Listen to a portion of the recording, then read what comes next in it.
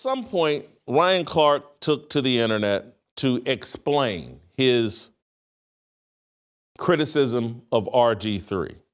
And this is he says, I know who I am and what I said and what I tweet. Let me get to that tweet. Who I am and why I said this. Anyway, he tweeted out, in no way tripping on any of it. Know exactly who I am, what I said, why I said it, and who I said it for. I can live with everything else. I want to dissect that. Leave that up on screen for a moment here. So the first thing he says is, I know who I am. Know exactly who I am. Well, tell us. And Ryan Clark claims to be some sort of Christian. That's what he claims. I don't think that's what he's saying here. This is my speculation, but Ryan Clark can clarify. I think he's saying, I know exactly who I am. And what he's saying is, I'm a black man. Then he says, I know what I said and why I said it. And what he said, obviously, is RG3 can't talk about black women because he's not married to a black woman. That's what he said. And he knows why he said it. And then why he said it. He said it because he has animus towards RG3 and because he wants to defend black women. That's why he said it. And then he goes on to who I said it for. And this last part is what really bothers me about Ryan Clark and his profession that he's a Christian, that he's doing some sort of Christian walk. He's not. And I know people get very upset when I point this out. But when he says who I said it for, as a Christian, when you start putting things like this in writing, crystal clear who I said it for, did he say this for God? I don't think that could be his argument. I don't think his attack on RG3 and RG3's white wife, he can't possibly be saying, I did this for God. And as a Christian, that should be top of mind. Is what I'm saying, is it done to glorify me? Is it done to glorify God? Is it a representation, something that I'm saying that is consistent with God's word? Or is Ryan Clark copying to what I believe he's saying? I said this for black women. That's who he said it for. And that is my overall point here, the worship of women. This is the religion of many black men. This is the religion of many black women. This is the religion of feminists. Remove color from it. Feminism is the worship of women.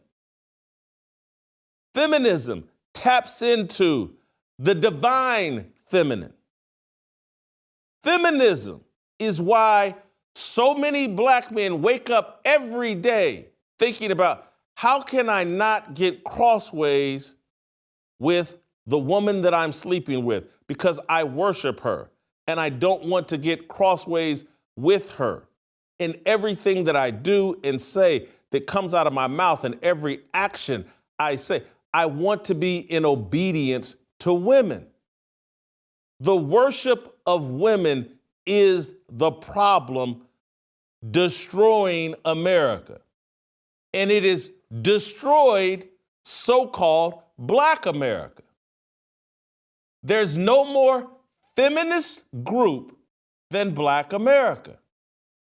Black women at a 95% rate support the political party, the Democrats, that want to impose the matriarchy and want to impose the worship of women everywhere. And so you're going to hear me say some things about black women, and you're going to hear, well, he's picking out black. I'm really talking about feminists, and I'm talking about black women who have en masse adopted feminism as their religion. It's what they really believe. They've changed everything in the Bible. The stuff that I'm talking about, you punch it into Google, punch it into the internet. I'm not pulling this out of my rear end. The divine feminine, the worship of divine feminine involves recognizing, honoring feminine qualities in oneself, the world, and the divine. This form of worship can be found in various cultures and religions, with ancient societies often celebrating the feminine as the matrix of creation.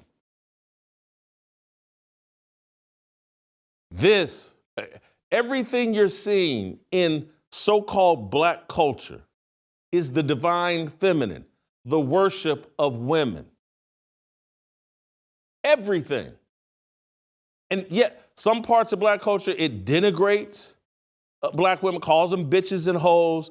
But overall, it is saying that special spot between the woman's legs is what you should build your life around, making sure you have access to that special spot between a woman's legs. And the way to attract black women is to become a slave to that special spot between her legs. She requires that. She's rewritten the Bible. She's made herself an idol. This is so obvious. And when you look at the results, and again, I talked about this yesterday, about the results of the matriarchy and this worship of women that is most acute with black Americans. We don't get married. We have single mama households. We have single mama communities. We have a single mama mindset, a fear of getting crossways with women, particularly black women, particularly the angry black woman. And so if you go to the Black Woman's Bible, this is how Ecclesiastes 12 and 13 reads in the Black Woman's Bible, that she is using and holding over the head of black men who, let me enter into the record how the Black Woman's Bible reads. Ecclesiastes 12 and 13. Let us hear the conclusion of the whole matter. Fear black women and obey their commandments, for this is the whole duty of modern black men. That's their Bible. That's what they believe. Those of you familiar with the Bible know how the Bible actually spells that out.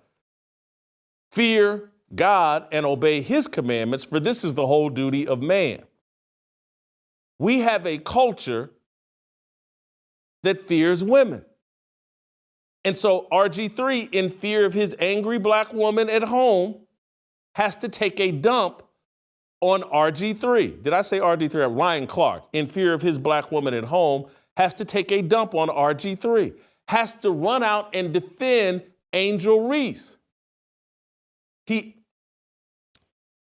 Ryan Clark, LSU grad. Angel Reese, LSU grad. Ryan Clark, if you read between the lines and what he's saying here about RG3, he's not in conversations. He's not talking to black women every night. What Ryan Clark is saying is, hey, man, I text with Angel Reese all the time.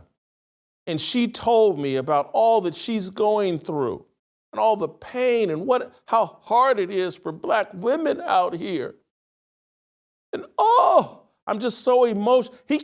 He's afraid to correct Angel Reese and say, hey, baby girl, your behavior is out of line, and paint you as an angry, out of control black woman who wants to be worshiped, and you look jealous of Caitlin Clark.